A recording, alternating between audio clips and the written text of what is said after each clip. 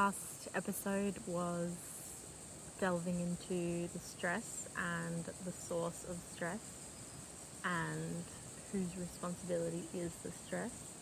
And to maybe follow on from that,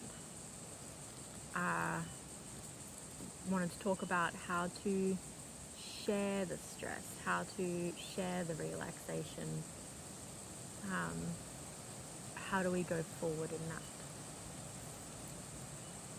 We, As a collective, how do we help each other?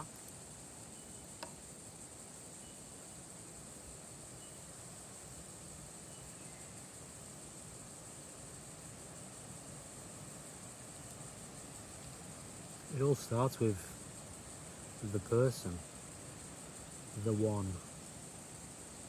the person themselves.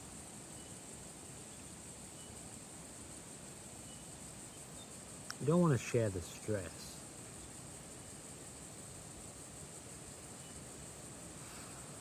You know, if a person's understanding of stress is the not very nice parts, you don't really want to put that on people.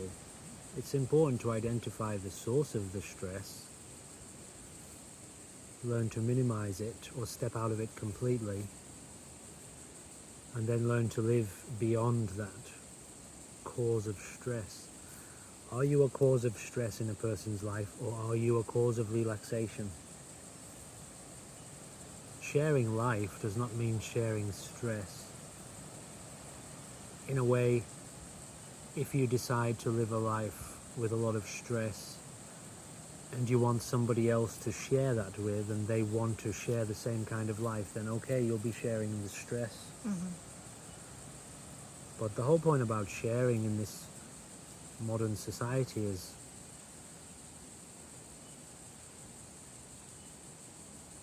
I don't want you to share your stress with me. I live a particular kind of life that encourages relaxation and freedom. That can be shared.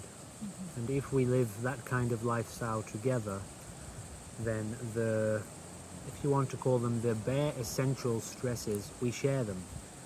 The responsibility to feed ourselves, house ourselves, clean ourselves, share our time together. That should not be stressful. That should be fun. That should be pleasant and enjoyable. But I guess a lot of people in the modern world are still chasing various sources of stress. And so you kind of have to stop doing that. You have to leave that behind if you want to share a life that is beyond stress, one that encourages relaxation and freedom. Then you have to get to grips with that yourself first. Can you identify how you are a source of stress and how you generate and perpetuate stress in your own life? Can you address that problem for yourself and then learn how to share your life in a way that does not generate and perpetuate stress, but which instead generates and perpetuates health and relaxation and well-being, peace.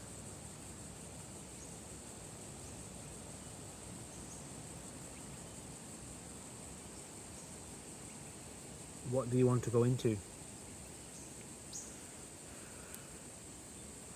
You have to be able to answer that question for yourself. It's no use just wanting to share the chaos. That's already happening. When chaos enters into your experience, do you run around telling everybody about it, sharing it, wanting to put it on them, pulling them into your anxiety and stress? Why do you do that? Are you aware that you do that? Are you aware that you perpetuate stress and generate it for other people? That's not going to be very helpful for us all going forward, because we've done that enough. That's done every time you wake up in the morning and turn on the TV and look at the media, look at the news. You want an update on all of the drama that's going on in the world, perpetuating the stress. Do you want to allow yourself to be pulled into environments that focus on productivity and profit, which demands a high degree of activity and stress in order to generate profit? We have shared this already. What exactly do you want to share? Do you want to share a life that is beyond that stress? One that encourages and in which you will experience more relaxation, more energy, more health, more connection to nature. These are all questions to be answered. These are not answers. These are questions that need to be answered. A person must answer these questions for themselves. And then, once they've answered the question verbally, answer the question in action, via lifestyle choice, via discipline potentially, via cultivating the environment in a specific way, via staying out of stressful and toxic environments and staying away from stressful and toxic influences. Cultivate a mind of peace in which you can live, and then use that peaceful mind to determine how to walk forward each day, and how to act in the world, and how to live in the world, and how to how to be a member of a relationship, how to be a participant in a society. What is governing that? Is it the stressful society that is governing your mind?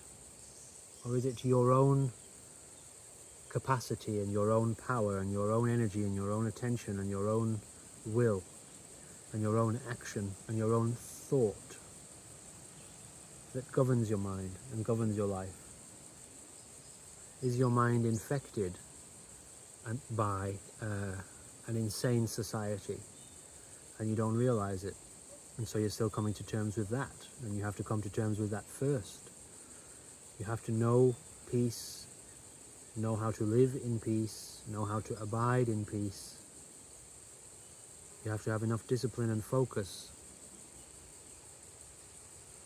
first, or at least be cultivating that, and along the way, along the path, experienced in that, and or potentially surrounded by or connected to other people who are doing that, so that you can get support and they can help you and you can help them. So it's a very open-ended bunch of questions. What are you trying to get at?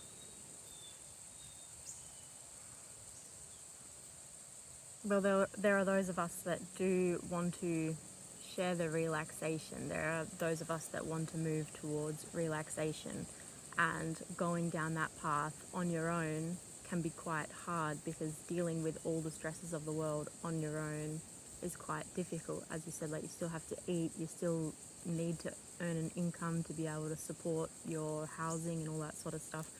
So why is it important to help each other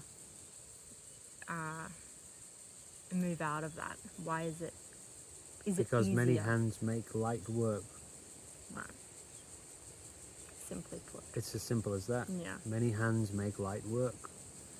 If there are multiple people coming together, pooling their resources, sharing the resources in a way that prioritizes serving the essential needs of the people involved, the people who are participating, then it becomes much more easy for people to have what they need. But those people have to be sincerely interested in living quite a simple life, a life that is dedicated to peace and meditation and spiritual inquiry, because that's a very simple objective, and it's a very simple lifestyle that serves that. You need a lot of time and a lot of space.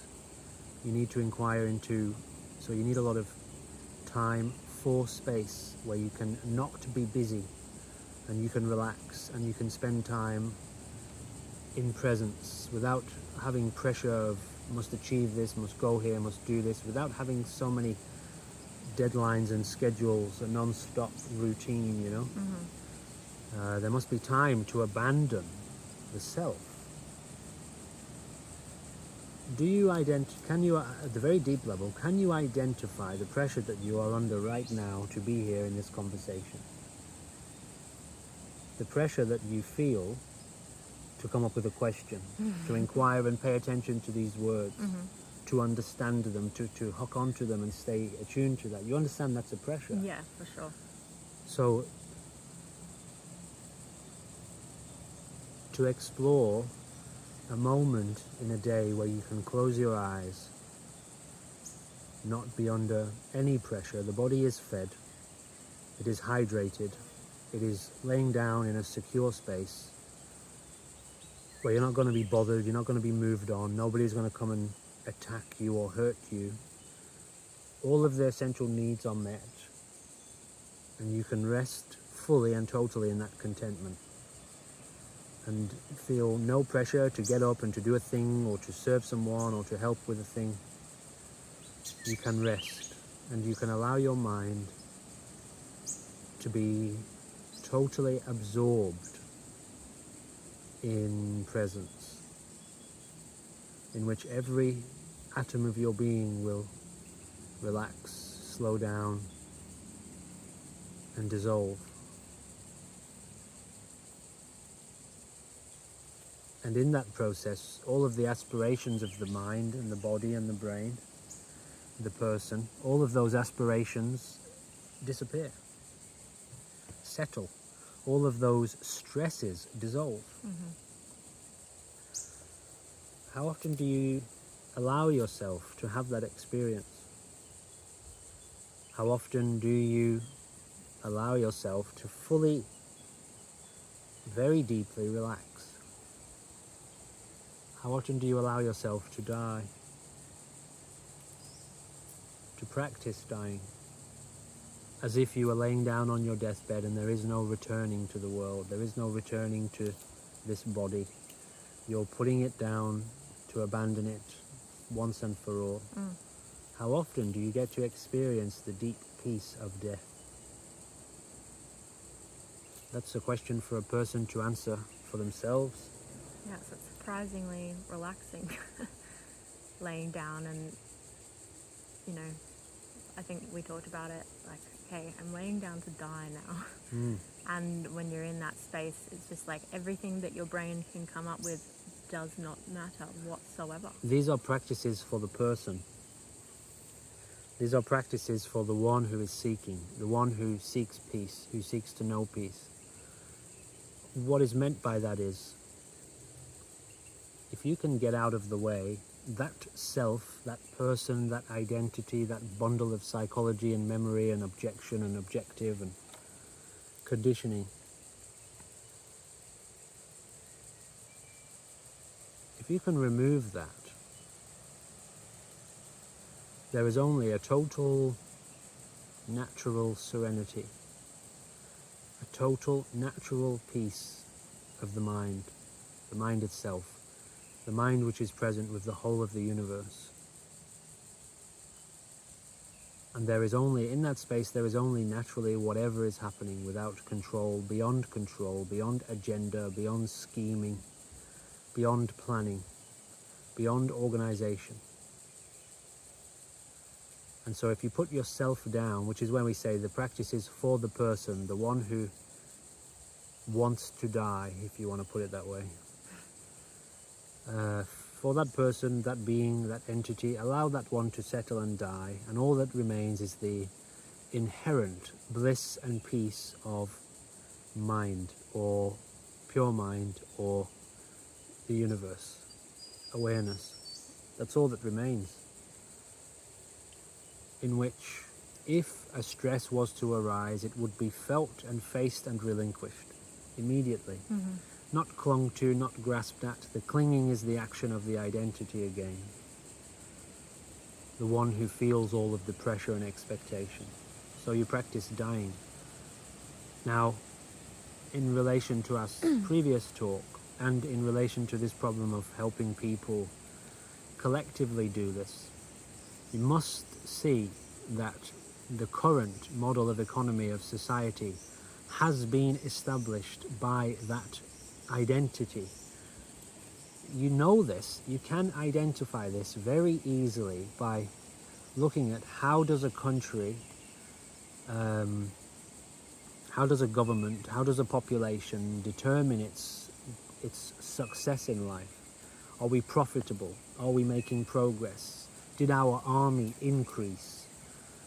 Did our profit margin increase? Did we make more money? Did we make more things? Okay, so that's how governments and countries measure their life.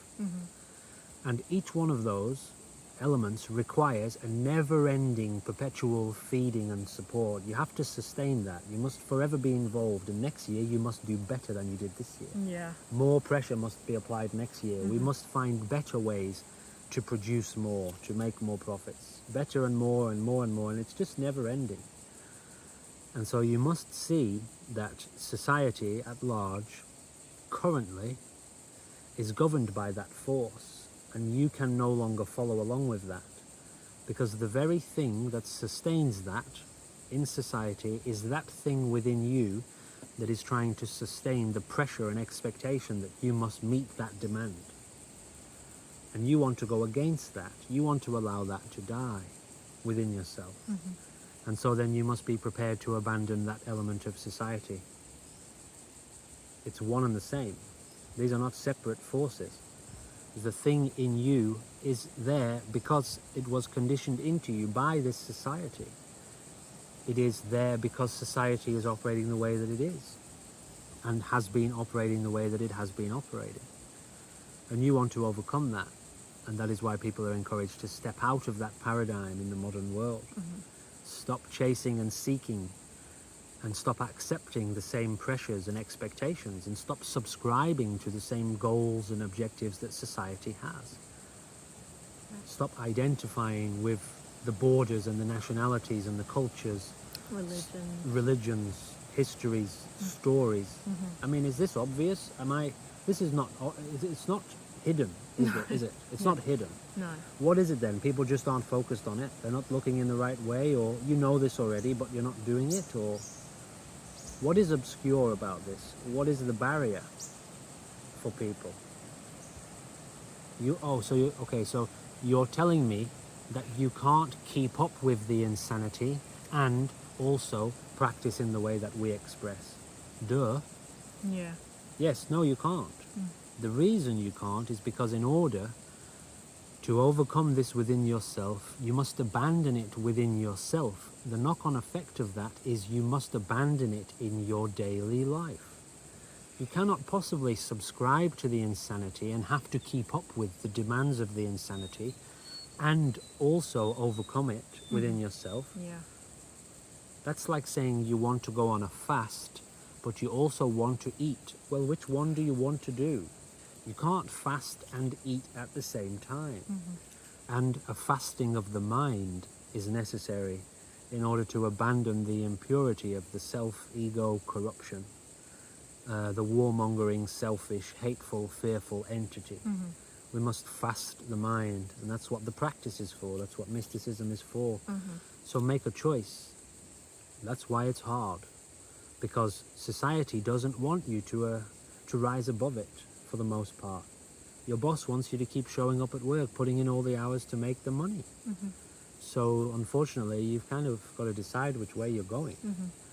If you can find an environment that doesn't put profit first, that affords you your absolute essential needs and helps you to maintain that and access that, which cares about your enlightenment and your peace and actively encourages that, and the environment is designed, the schedule of the environment, if you want to call it that, the government of the environment holds your enlightenment and your peace as a very high priority, and then all of the resources are turned towards your enlightenment and your peace and your time and your energy and your happiness, genuine deep happiness and relaxation. That environment you can be a part of, because it's going to genuinely serve you. But if the environment tries to make you serve its agenda, then it's going in the opposite direction. Right, yeah. You can test it for yourself. Show up to work tomorrow and talk to your boss, or talk to the people that you're hanging around with and tell them, I want to open up more and more space and time and energy in my life. So I'm going to be detaching from busyness, from overactivity, from excessive finances, excessive money. From now on, I'm only interested in really earning the money that I really need to survive and live in meditation, and see how the environment responds. If it doesn't support you, then it doesn't support you, and it tells you everything that you need to know about it, about the environment. Right. So then find a new environment, find new friends, find new acquaintances, find a new place to live. And beware that there are forces at work in this world that are making it very, very, very difficult for people who make that decision. Yeah. Which is why, how about you connect with other people who want to do the same thing as you, and find a way through it together. Support each other, help each other. Some people already have resources. They can help you, they can share those with you. They can help provide for you, and you can help them sustain their own life and potentially maybe take care of the property or the place, or offer yourself in service to that, knowing that it is there to serve you. So these are all things a person must ask of themselves in their own life, and then answer and stand in that answer and live in that answer as lifestyle. Is that what you're getting at? Yeah. Yeah, for sure.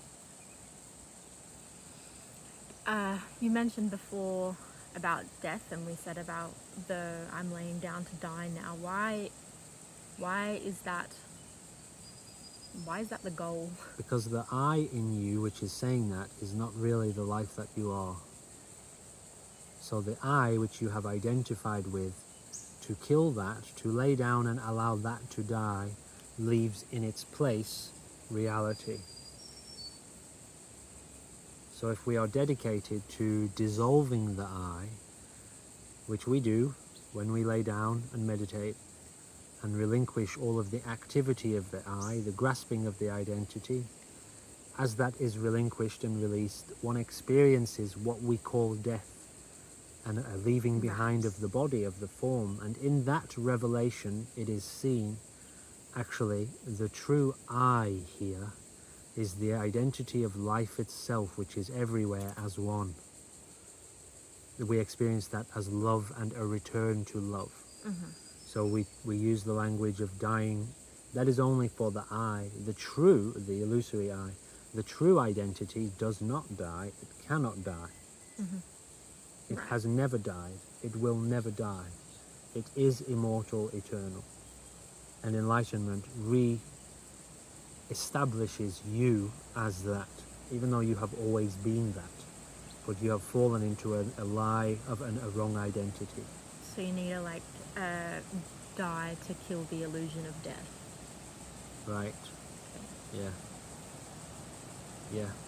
If you have been living in a house with no windows, and there is a door, and the door is called death. There is no windows, and you know of no existence beyond the house. And inside the house, generations of people, humans, have lived and been born and died and gone through the door, and you know of no other experience. You know of nothing outside of that house. All you know is that at some point a person goes through that door and they never come back, so you think it's the end. There are maybe tales of belief in an afterlife outside of death. Well, if you could go through that door on your own consciously, which is what happens in deep meditation, and see that existence continues, experience continues, you know that death the whole time was an illusion. But yeah, there is no return. For the final death of the body, you leave it behind fully, because you're not really physical. You are an immaterial awareness which cannot die. And it is only an illusion. Any identity that arises in that is pure illusion. You know, I say it all the time when I play video games. I'm dying. My character died. Well, not really. The illusion of it did. One of my characters was eaten by a zombie, and now he is no more. Well, he never was to begin with, was he? He wasn't real in the beginning. No. It's a character in a story. But I'm connected to the story, and so I see my character dying. But he is not really there. It is pure illusion. And so the birth and life and death of that character was and always is and always will be pure illusion. But I am the player of the game. I am not really the character in it. And so I didn't die, but I can entertain the story and have a lot of fun with the character Right. while I fight the zombies, Literally. literally. Literally.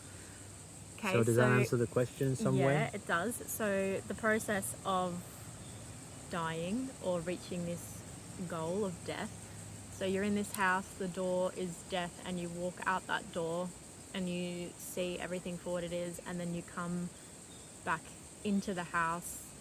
How does life change from there? It changes everything. It changes absolutely everything. Every atom of your experience. Too much to describe. You need to simplify the question a bit. Okay, in relation to stress, how does it change your stress levels when you return back to the life that you're living? Well, in death, there is no more stress of the identity and body. It's totally gone because you're not in the body anymore. The identity of the body, well, put it this way. You know, all the pressure and expectation that you're under at the moment, and all of the drama that you've had as this person, and all of the worries and fears and anxieties that you've had, every one of those is gone. Because they're only inside this, they're only connected to this body, this brain, this apparent individual called Arwen. They're only hers, so if we take her out of the equation, they're all gone. They're absolutely gone. And so then if you come back into this body with the stresses, you now know they're a temporary manifestation of an apparent entity here. So it's nothing to really worry about, and you're going to drop that one day, so it's all temporary. It's also unavoidable, the decay of the body, the aging of the body. Like, it's unavoidable, so you're no longer running away from it, you're no longer trying to end it. You know it's going to end on its own at some point, so you can relax. How about you learn to enjoy the show? Life here is not about you as the individual being. It is about the experience of life here. Witness life here. This is a vehicle. It's like a pair of binoculars that you are observing life through. Why make it so much about yourself, your person? Why not be witness?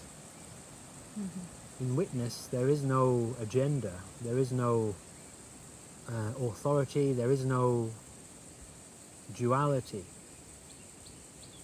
There is only oneness for you from that moment on. So it changes everything. And can you ever fall back into the stress after that point? Can you ever believe the stress again after that point? It's not possible to believe the stress.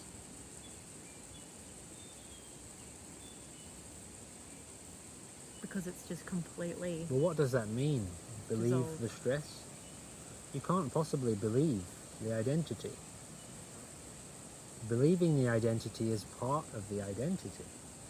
There is nothing to believe. There is really no agenda. There is really no enemy.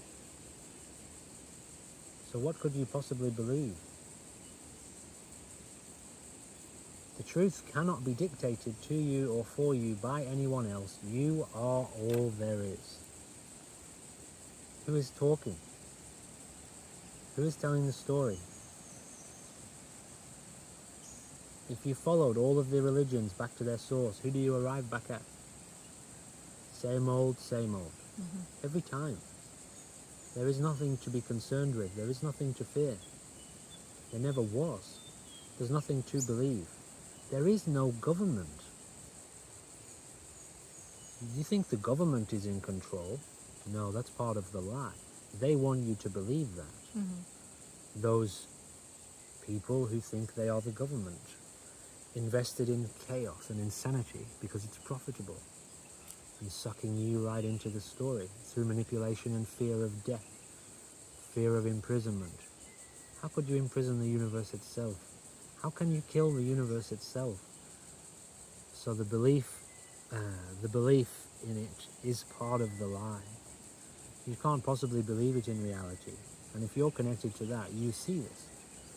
It's not understanding, it's seeing. Knowing, seeing. Seeing clearly. So it's done for you after that. It's totally done.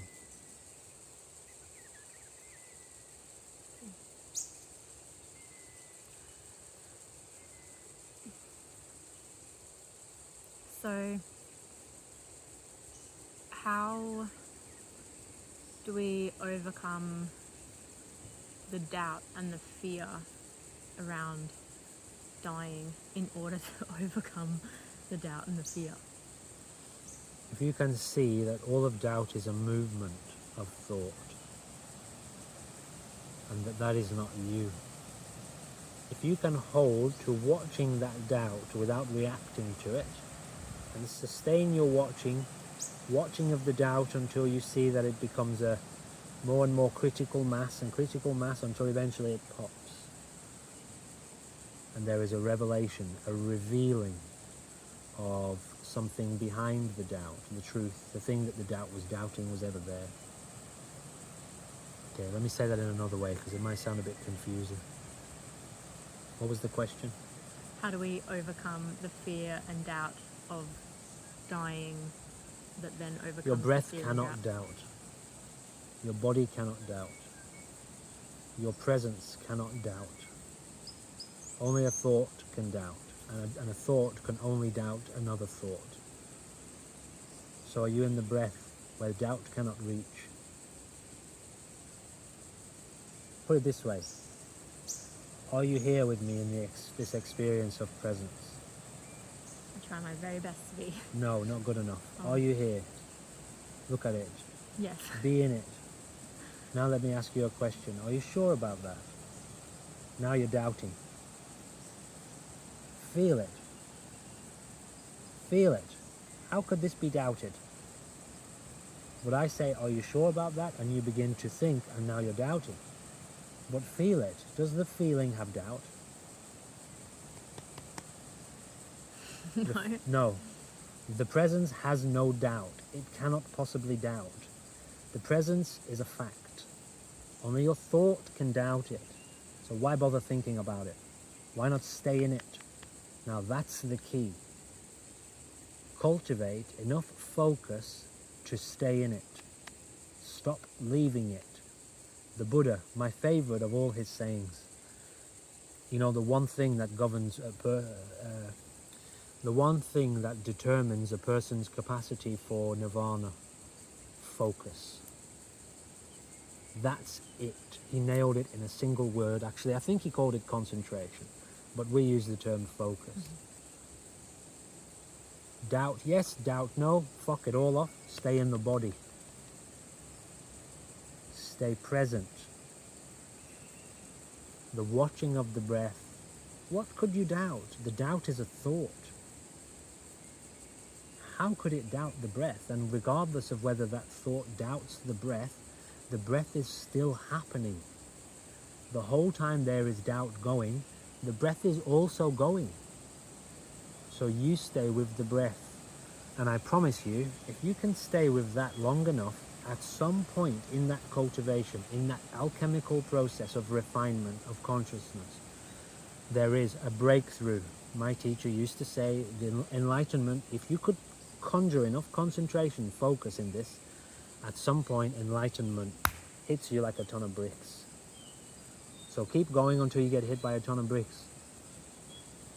Ignore the doubting mind of mankind, whether it is doubt from another or doubt from yourself. Ignore it. Ignore every drop of doubt and just keep fucking going. That's what you do with it. Which is why we encourage a firm resolve and a warrior spirit. You can't give up. What are you going to do? Give up and accept a life of doubt in which you have been living your entire life already, and you know it is just misery and limitation. Fear, being afraid, doubting yourself, doubting the world, doubting the teachings, doubting enlightenment, doubting your capacity for enlightenment. And I know for you personally, in the last 2 weeks, you've started to have these powerful healing experiences of being generated from your own focus and your own practice of meditation. Well, it's taken you 2 years to get here. So thank God you didn't follow any of the doubts up to now, right? Yeah. So at some point, you yourself start to see the proof. So what is there to doubt? The doubt is a lie. It's such a lie that even while having those experiences, it's telling me it's not real when Well, I'm literally focusing on those yes, experiences. it is an enemy to you. Yeah. Your self-doubt. Your self is doubt. Mm-hmm. And so it's there until you die. Right. You doubt that there is experience after death. Well, that will be there until you die. You doubt that you can realize enlightenment. Well, that will be there until you realize enlightenment. So just Keep going. full steam ahead. Stay committed to the goal. Refuse to give up no matter what. Conjure every ounce of your strength and courage and determination and apply it day in, day out. Personally, I was able to see the traps of the doubt of the ego, and I quickly the identity. Not that I had many, but there was some. In fact, my doubts came along as paranoia in the beginning.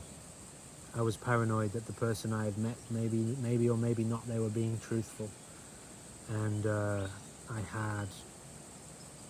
went to like a psychic spiritualist before I met my teacher, and they told me something that made me a bit paranoid of meeting someone who might lead me astray. And so my identity, my brain was using that to try to stop me investing in meditation in this particular school. Right. But I identified it straight away as my own brain is trying to tell me to go left.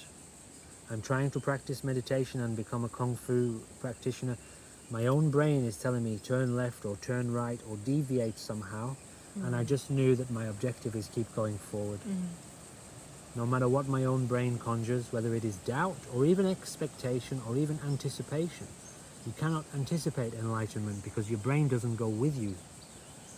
You know, the thoughts of your psychology, you can't understand it, you can't expect it, you can't know what it is because you leave the brain behind to go into it. So, no matter what your brain is telling you, if you have faith in the practice and you have enough strength and fortitude and commitment, you just keep going. So to keep going and to ignore the constant deviations that your brain... It's like this. It's like this. Shut up. Can you hear the sound of the wind?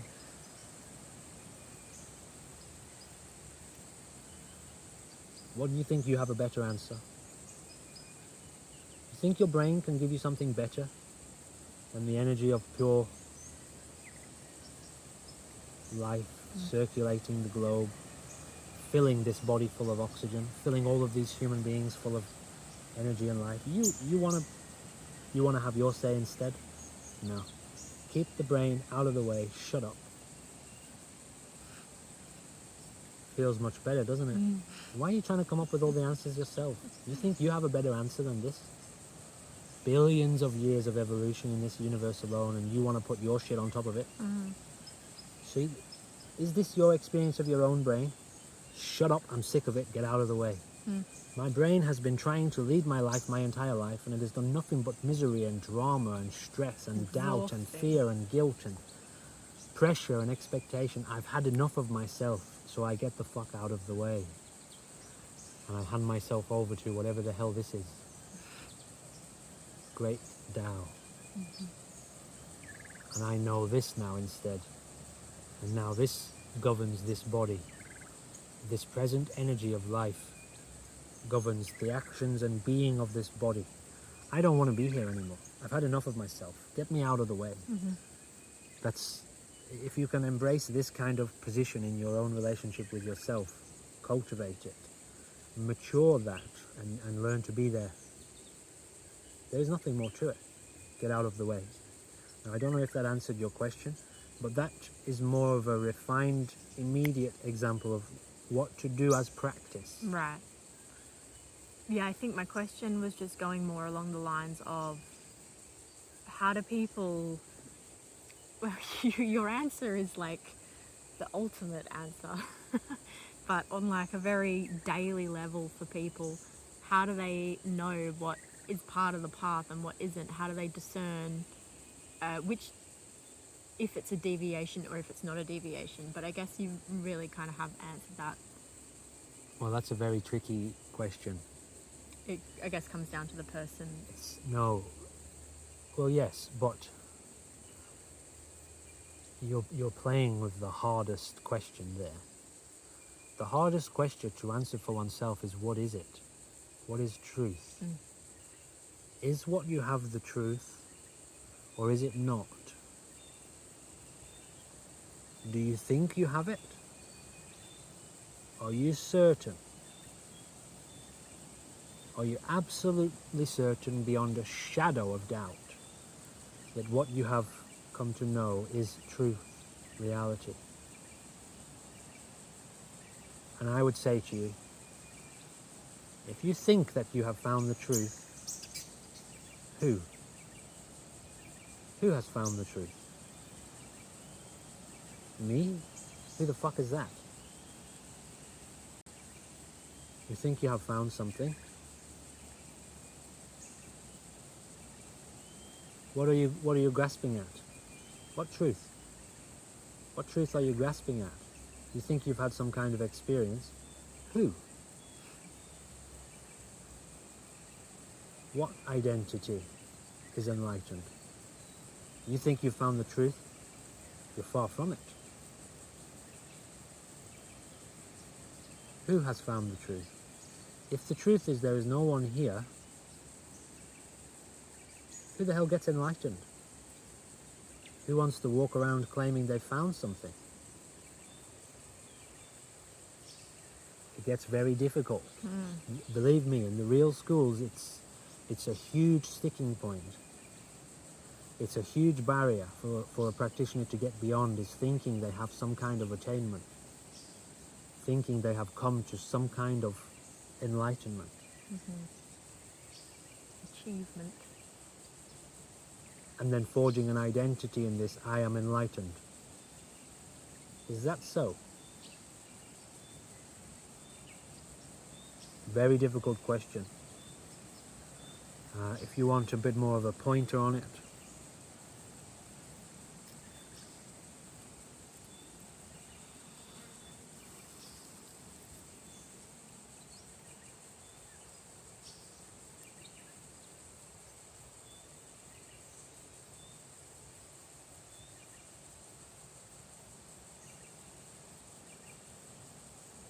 in Zen they say when you reach the top of the mountain, keep climbing.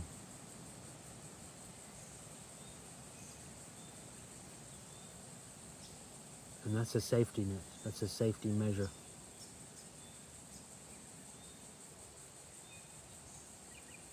Why bother to abandon your peace and claim to be something? Why bother abandon an absolute present awareness of the whole picture of life unfolding? Why get in the way?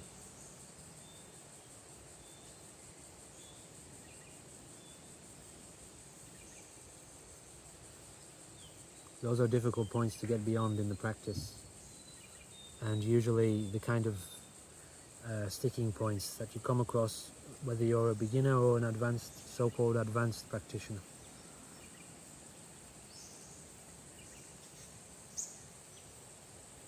Who is claiming to be something, to be enlightened?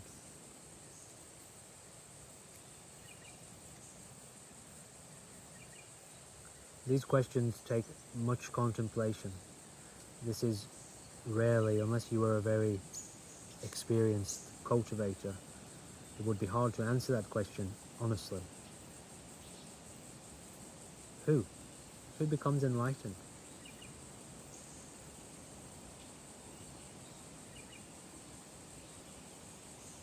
Who has found the path?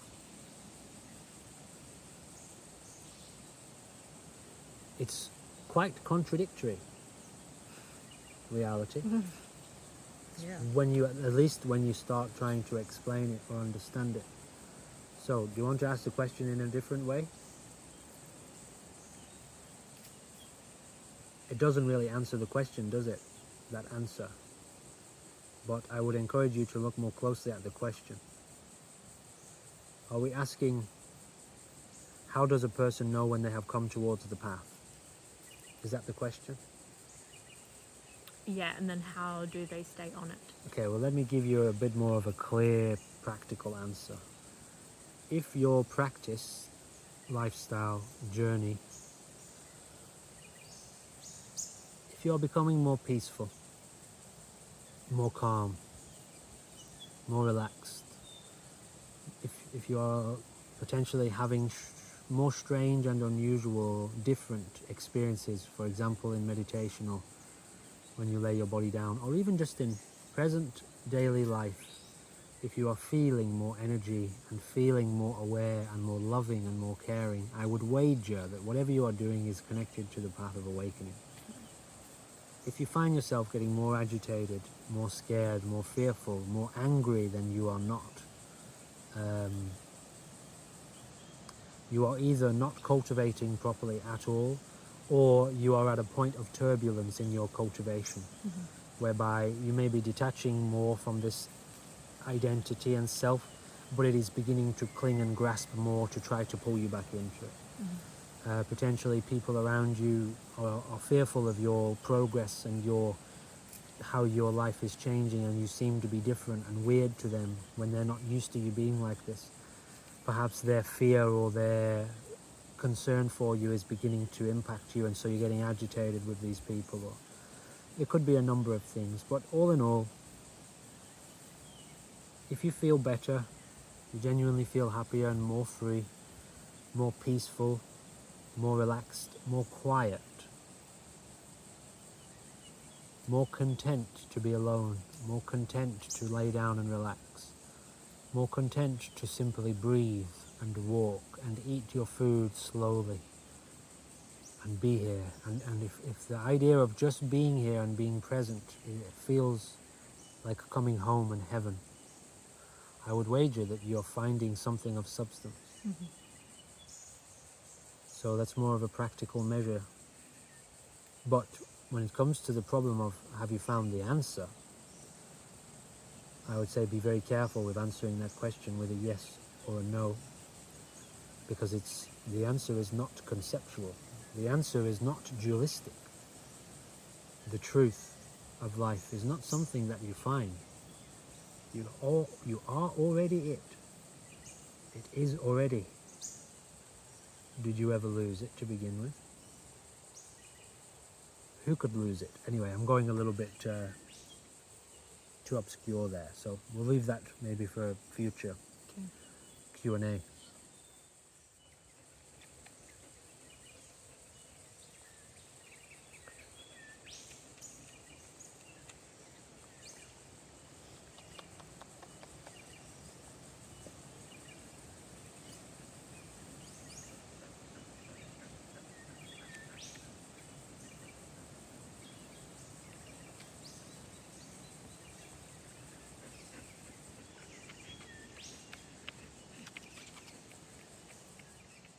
Okay, so where is this going?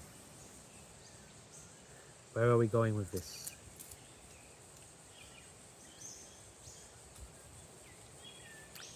Well, perhaps on a more practical level, we've been talking about death. Uh, what does it take to die? What is the practical method? There is a winding down in death. There is a winding down of activity. Physical activity. Let's talk about old age. There is a winding down of physical ability and mental ability. The faculties diminish, decrease. There is a decreasing, a never-ending decreasing.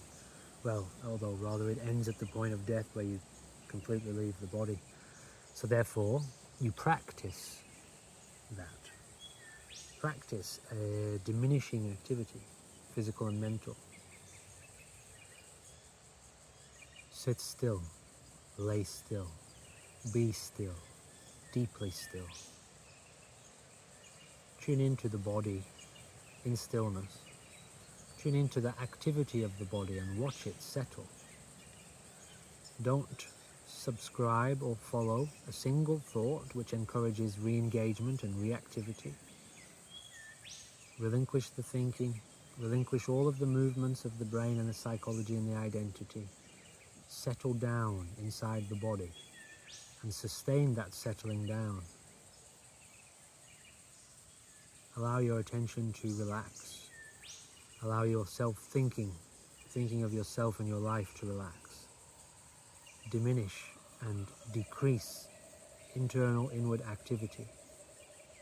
And in that place, a total stillness will be crystallized.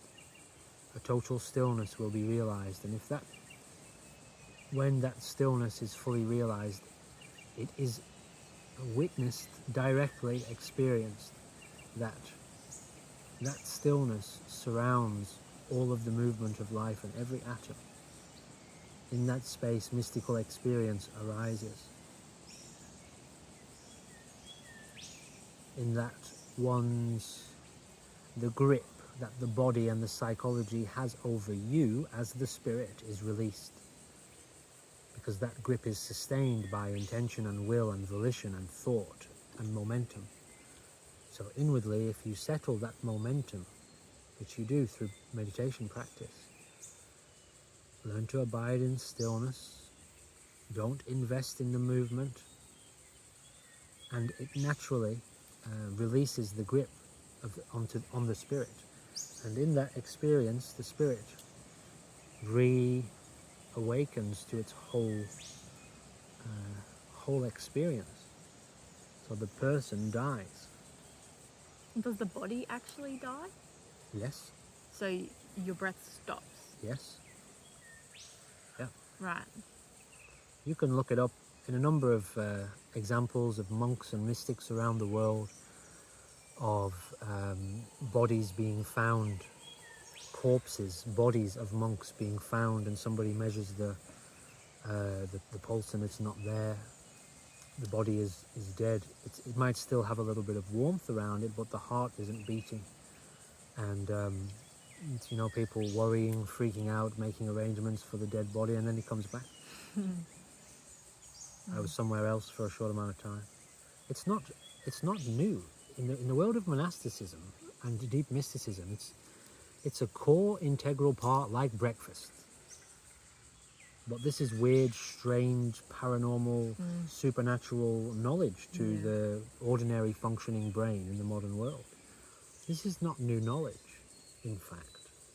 But it might be new to you, and so you have to inquire, test it, go and die, do it. Try it, see what it's like. Yes, you leave the body behind, it stops breathing. Right. Okay. Because you're not in it anymore. It has no... even initially, as you learn how to settle down, you see the breath gets shallow. Yeah. And sometimes it starts to feel like a barrier, like to stillness. If the fear comes up. It starts to feel like even breathing... breathing is a barrier. Yeah, it's a barrier to the stillness. Well, it just happens naturally. As you become still, it naturally kicks you out of the body, because the body wants movement and engagement. So you've chosen to go against the body. You've chosen to go against the impulses of the brain and the body. You're going in the opposite direction to survival, the survival mechanism of the body and the brain. Which is why you might feel like you're going in a different direction to everybody else in the world, in life. Because you're spiritually suicidal, you want out. You've had enough of this fucking shit show of humanity. And myself. Insanity, the insanity of the whole place. You feel like you want to go against it and go in the other direction. Because you do. Your spirit wants you home. It wants you back. You've been caught up in the lie, the illusion for too long. And collectively, the human race has been caught up in the lie and the illusion too long. And it's time for everybody to wake up. And so the material manifestation of the planet is one in which suffering is getting worse. Stress is increasing, insanity is increasing, because the spirit is calling us home. People call it the second coming, but it's the never-ending coming. It's the once again returning coming of Christ consciousness. Wakey, wakey. That's all it is. Totally normal, natural and wonderful. But yes, that happens.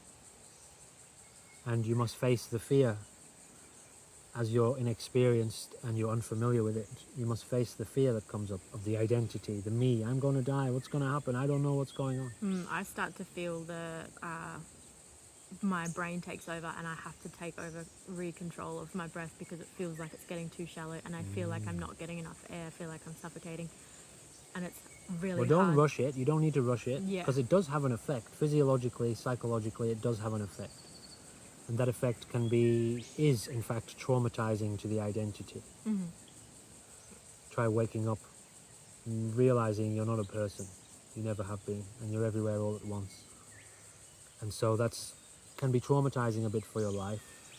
Usually in a monastic community or a spiritual community, there's other people around who've been through it. They'll help you. Mm-hmm. They'll help support you, and a lot of the pressure of living is taken off you so that you don't freak out too much. You can allow yourself to die, to settle.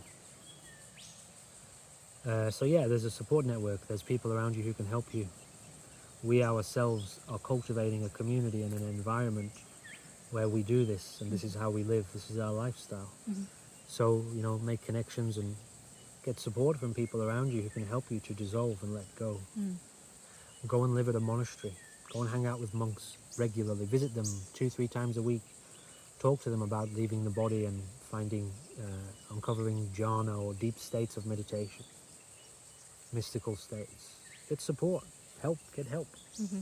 Yeah, there's a real network there for people. Yeah. And be wary of this whole spiritual materialism business model. That's kind of what I was going to next, is like we're talking about death and enlightenment, and it feels like it's so rarely talked about in the kind of online spiritual community. Why is that? Well, that is a shallow experience of spirituality, which the worldly element of you, the body, the personality, the society has installed in you, hijacking the mystical process and the spiritual process and trying to make a profit from it. Trying to hijack spiritual awakening, spiritual enlightenment, and turn it into a business to make profit from. Now, don't get me wrong, there is a way to operate in the world of transaction. It's called the marketplace, operating in the marketplace of transaction for sustenance and support for each other, even whether it is financial transaction. But it's got to be done for the right reasons, from a sincere heart. In this current economy, you need money for food, to eat. So you need to be earning a bit of money to live. And if you have a means with which you can support somebody else's meditation and offer assistance to their life, yes, they can offer assistance to your life financially so that you can eat and pay your rent. But having the goal of earning $1 million a year and creating some kind of business empire so that you can buy all the nice things is a corruption. All this manifestation And manifest a big mansion to live in and be respected and admired by all your peers, and finally make your parents happy, and it's all just a corruption. It's not about that at all. It's about sincerity, a relationship of fair exchange of energy that is equal and sustainable, and that each person sincerely values and finds appropriate. And if somebody has a very sincere interest in living simply, it's not hard to meet your needs, especially as more and more people come together to support each other in that objective. If you're interested in space and time and not being super busy and involved in all of the chaos, then it's very easy to meet your needs. Yeah. But the modern world, with what it is, it's like, I've switched off lately from keeping updated with the UAP drone ET phenomena that's happening worldwide at the moment. I was super interested in it over the last month, and we've seen it coming for a long time, and it's been here for a very long time. But all of a sudden, the mainstream has gotten hold of it, and all the YouTubers are putting out their clickbait videos, and AI generated. they're all they know it's big, it's a hot topic, and so they're all pushing out as much new, and they're telling the story in a way that makes it sound more manipulative or appealing to generate clicks, and so it's corrupted now. So you just let it all go. You know, once this egoic impulse gets a hold of something in you, it's a good idea to abandon it, to let it go. Come here. Sit down. So you stay out of all that stuff. Don't really get involved. If you have a sincere heart, don't worry, it'll work out for you if you're doing it for the right reasons. It's very simple.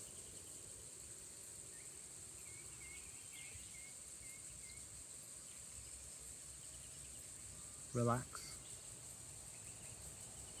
Relax your own brain, your own body, your own mind, your own aspirations. Prepare to die instead. Mm-hmm. Jiddu Krishnamurti has a wonderful saying about dying to everything every second or in every moment. Dying to the world. In all of your experience, are you dying to that experience? Not having an experience and then saying, oh, I could build something with this and make it. No. Having an experience and allowing that to be free of you and be relinquished from you and all your expectations and your pressures. Can you release experience? The people in your life, can you allow them to be free of you? To be free of your grasping and your attacks and your judgments? Can you have experience freely? Can you die to everything in every moment? And that's a balancing act, because you're still here, you still have a body. Don't take it to the extreme of going to starve yourself, trying to die, or any of this. That's the extreme of it. Live simply. Care for your immediate experience with love and relaxation. And when pain arises, care for it. When hunger arises, care for it. When a person arises with suffering, care for them. And care for yourself too. Anxiety and stress arises in your psychology, care for it and help it settle and help it relax. And you'll find the way. Mm-hmm. Lovely. Anything else? I did have something, but it's gone. It's left me. Well, it'll come back if it's important. I let it go. All right. Do you want to All say right. anything to the peeps? Peeps. Hello, peeps. Yeah, I suppose we should mention that about our services that we offer. We just want all your money, so give it to us. Terrible. I couldn't help it. Naughty. Obviously joking. So we have established ourselves Sorry. in a way whereby we offer our service to people, and people help us. People who may find our service of value. It's not about telling people this is what they need to do, but it's an opportunity and it's an option. If you want to spend time in discussion, in this kind of discussion, if you feel like you might need help with your meditation somehow, if you're interested in energy cultivation, if you are interested in having a conversation around principles of ego, spirituality, the nature of enlightenment, the nature of suffering, if you just want to connect and have support and hang out, we also teach Kung Fu. We are Kung Fu practitioners and personal trainers. So our lifestyle consists of a holistic physical, mental and spiritual approach to enlightenment cultivation. We care for body, brain and mind and spirit, which is the whole. And so, we have established ourselves as offering this knowledge, education, service, support regularly to some people who check in with us weekly. Some people just check in with us every so often. In the past, I've trained people 2-3 times a week in martial arts and Kung Fu. And we do this in exchange for, usually it's a financial offering. Sometimes it's not. Some people offer food. Some people just offer support and other resources. But usually people just offer, a little bit of money in order for us to help pay our rent, buy our fuel, buy our food. And so that's a service that we offer to anyone who might be interested in employing us to allow us to serve your objectives, your goals, your spirit, your enlightenment. And yeah, it usually works really well for the people who find it valuable and need it and want it. Mm-hmm. So that's what you're referring to, isn't it? Yeah, and also important to note that it doesn't just have to be on an individual level. We can help couples, we can help families.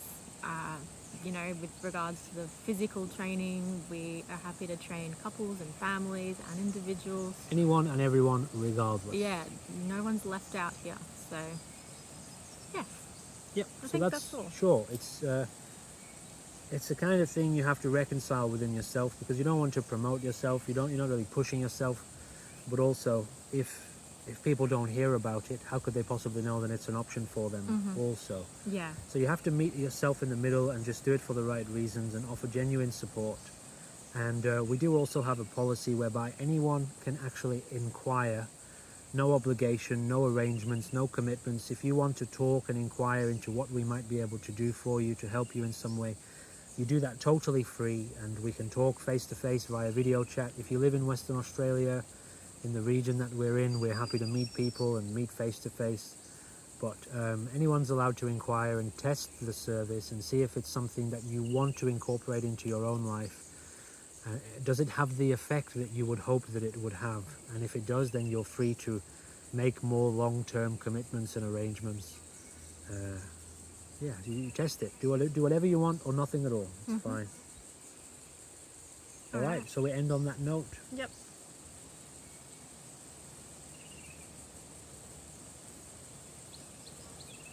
And we always hope that this potentially serves your life in some way and helps brighten your day, brighten your life, bring energy to your life, and help you to maybe see through some of the more difficult confusions and controls and mechanisms that are in place in the modern world to help you, to make you fearful and stress you out. Mm-hmm. Our lifestyle, for us, personally speaking, has been the answer to that dilemma. Mm-hmm. And so that's all. We just hope that our sharing of this somehow serves your relaxation and your growth in enlightenment. Mm-hmm. So thank you for watching. Goodbye for now. Done.